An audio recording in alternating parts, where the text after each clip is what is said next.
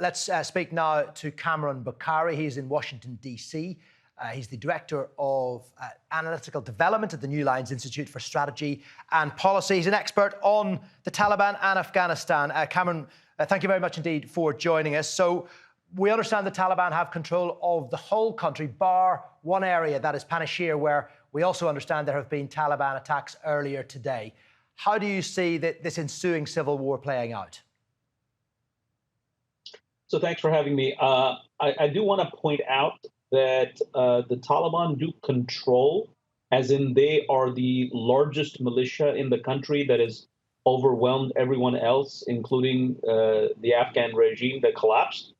But there is no governance, if you will. They've yet to sort of establish security procedures and really secure the areas, which is why we're seeing ISIS-K, trying to exploit the strategic vacuum or the power vacuum that has developed. And I suspect that will happen, that will increase over time. For the moment, this is a transitional period. And as for the resistance to the Taliban from the Panjshiris, I don't think that they will be able to hold out because the northern provinces all around Panjshir, including Kabul, has fallen to the Taliban. So the resistance was broken even before Kabul was taken over. So the strategic rear that the anti-Taliban forces had collapsed. And the Taliban deliberately went after the north first before they went anywhere else. So I think that we won't see a whole lot of resistance from Panjshir in the sense that if the Taliban are indeed committed to imposing a military solution to Panjshir, then they do have the forces to overwhelm it. If they are trying to get the other side to negotiate, this may continue for a while. In other words, the Taliban won't go for the jugular. They may just be applying pressure to get them to come to the negotiating table. So there is that.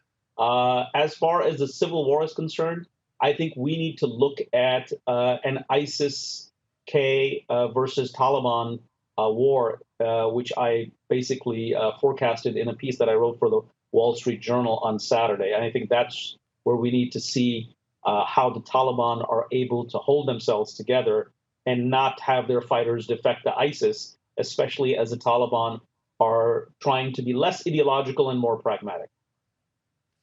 Well, you mentioned ideological and more pragmatic. What is your understanding of the Taliban's priorities now? They've tried to portray themselves as much more moderate than the group that controlled the country back in the 1990s. Is that indeed the case?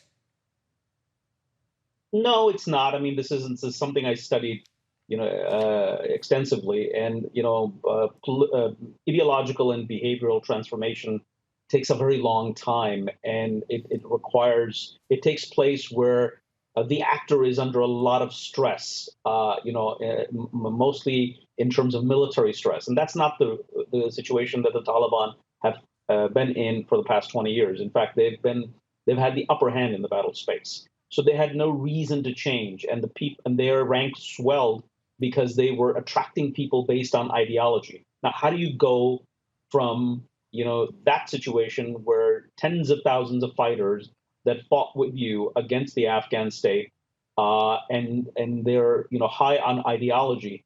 How do you get them to start to absorb the idea that we're now going to work with the United States? One of the top mullahs, Mullah Brother, is going to speak to Director William Burns of the CIA. How are you going to convince those fighters to allow women to have a role in the public space? This is something that's going to be really, really thorny, and this is what ISIS is going to try and exploit. And broadening this out a little bit, Kamran, what do you see as the role of the surrounding countries, Pakistan, Iran, Turkey, not just in terms of security, but refugees who decide to try to flee the country? So I'll get to Turkey in a moment, but I think that it's worth noting that the main players in this arena will be four. Number one, Pakistan and Iran. Two, Iran. And then 3 and 4 are China and Russia. Russia operating through the Central Asian states that border the country. The Pakistanis, their goal is to make sure that whatever chaos ensues. I don't think they're expecting peace anytime soon. because they see this more closely than anybody else. So they have to realize that they're going to deal with a very chaotic situation for a long time to come. So their goal is to make sure that it remains contained within Afghanistan. And that's why they're trying to get some sort of a negotiation going between the Taliban and their opponents. And they're trying to get a governance structure in place as fast as possible. The Iranians have less to worry about because of geography. They have a smaller border. The Iranian state is, in terms of its ability to defend itself, is far more stronger than the Pakistani state, just because of it's not as porous. The border isn't as porous and fluid because of the social dynamics in both Afghanistan and Iran. And then obviously IRGC has been playing in this area for a very long time. And then most importantly, they have relations with not just one side. They have relations with the anti-Taliban factions as well as the Taliban. The Chinese are going to be operating through the Pakistanis largely, but they're also going to operate through the Iranians. And the Russians, feel themselves more vulnerable because of the situation in the Central Asian states. And they have their own relationship with Afghanistan that dates back to the 70s.